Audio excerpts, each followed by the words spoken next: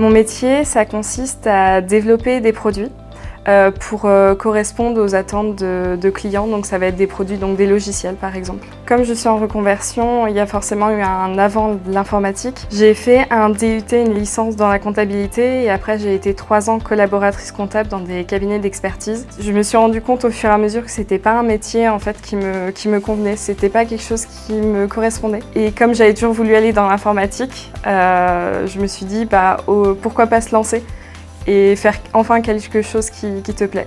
Et j'ai foncé. J'avais beaucoup d'a priori en fait de travailler qu'avec des hommes parce que je savais que l'informatique c'était quelque chose qui était plutôt réservé aux hommes en fait. Et j'avais très peur de ne pas avoir ma place, de ne pas réussir à sortir du lot, d'être dans un coin. Et je me sentais pas capable en fait de franchir ce pas. Je me suis intégrée en se rapprochant avec des points communs, avec des passions. Mais classiquement, j'ai pas dû prouver que j'avais ma place, que ça soit dans l'entreprise à Cépage ou dans mon école. Le fait que l'informatique, c'est un métier d'homme, c'est un a priori.